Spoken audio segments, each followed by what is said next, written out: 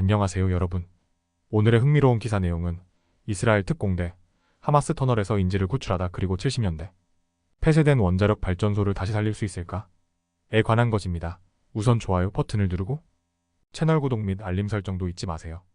여러분의 관심과 지지가 저희에게 큰 힘이 됩니다. 첫 소식은 최근 월스트리트 저널에 보도된 중요한 뉴스를 다뤄보겠습니다. 이스라엘 특공대가 가자 남부에서 하마스의 터널을 수색하다가 발견한 인질 구출 작전에 대한 이야기입니다. 지난 10월 7일 이스라엘과 하마스 간의 갈등이 격화되면서 수많은 이스라엘 시민들이 인질로 잡혀갔습니다. 그중 한 명인 카이드 파르한 알카디는 무려 326일간 포로로 갇혀 있었습니다. 이스라엘 베두인족인 그는 키부츠에서 일하던 중 무장단에 의해 납치되었고 그의 가족은 오랜 시간 동안 그의 소식을 알 수 없었습니다. 이스라엘 특공대는 하마스가 숨겨놓은 무기와 인질을 찾기 위해 가자 남부의 복잡한 터널 네트워크를 수색 중이었습니다. 군 관계자들은 터널 내부에 무장 세력이나 폭발물이 있을 가능성을 대비해 매우 신중하게 작전을 수행했습니다. 그들은 인질을 구출하는 과정에서 예상치 못한 상황을 마주했습니다. 바로 알카디가 지하터널 깊숙한 곳에서 발견된 것입니다.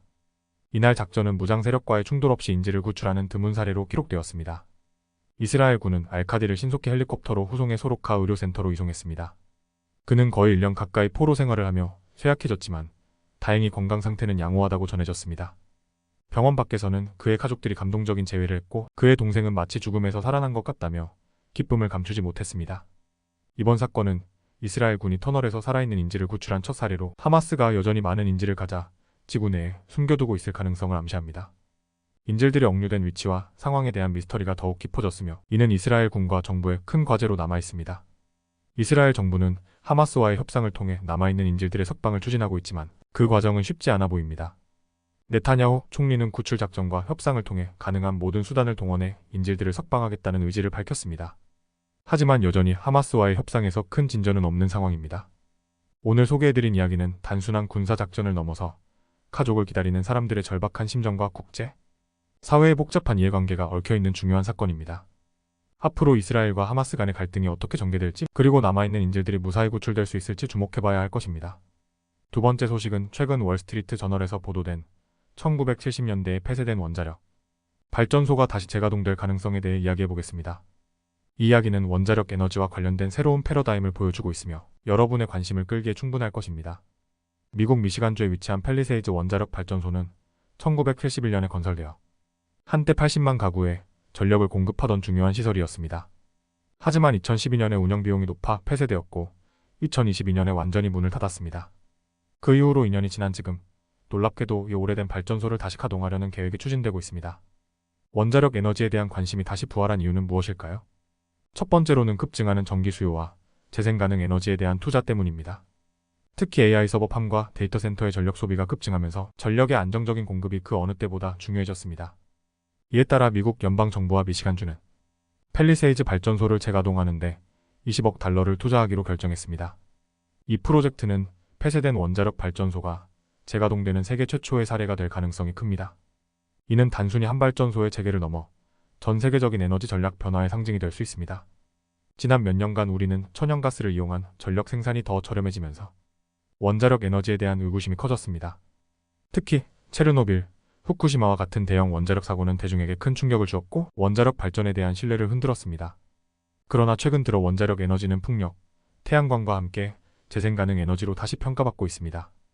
이는 무엇보다도 원자력이 일관된 전력 공급을 가능하게 한다는 점에서 중요합니다. 팰리세이즈 발전소의 재가동은 많은 논란을 불러일으키고 있습니다. 특히 이 발전소가 1970년대에 건설된 만큼 현대의 안전기준에 맞출 수 있을지에 대한 우려가 큽니다. 또한 이 프로젝트를 추진하는 홀텍이라는 회사는 이전에 원자력 발전소를 해체하는 데 주로 관여했으며 실제 운영 경험은 부족한 상황입니다. 그럼에도 불구하고 이 프로젝트는 미국의 에너지 정책에 큰 변화를 가져올 수 있습니다. 2040년까지 모든 전력을 재생 가능 에너지로 공급하겠다는 미시간주의 목표와 함께 팰리세이즈의 재가동은 탄소 배출을 줄이고 안정적인 전력 공급을 유지하는 데 기여할 것입니다. 팰리세이즈 발전소가 위치한 미시간주 코버트 지역 사회는 이 프로젝트에 대해 복합적인 감정을 가지고 있습니다. 한편으로는 발전소 재가동이 지역 경제에 긍정적인 영향을 미칠 것으로 기대하지만 다른 한편으로는 방사능 누출과 같은 안전 문제에 대한 우려도 있습니다. 지역 주민들은 NRC 미국 원자력규제위원회가 이 발전소의 재가동을 허가하기 전에 더욱 엄격한 규제와 검토를 요구하고 있습니다. 이는 단순히 한 지역의 문제가 아니라 전체 원자력 산업에 대한 신뢰와 직결된 문제입니다. 펠리세이즈 원자력 발전소의 재가동은 단순히 한 발전소의 부활이 아닙니다. 이는 급변하는 에너지 시장과 환경, 정책 속에서 원자력 에너지가 어떤 역할을 할 것인가에 대한 중요한 논의의 시작입니다. 이 발전소가 성공적으로 재가동된다면 이는 미국뿐만 아니라 전 세계적으로 원자력, 에너지의 부활을 알리는 신호가 될 것입니다. 오늘은 여기까지입니다. 다음 영상에서 더 유익하고 흥미로운 내용으로 찾아뵙겠습니다. 이 영상은 투자 의견이 아닙니다. 매우 감사합니다.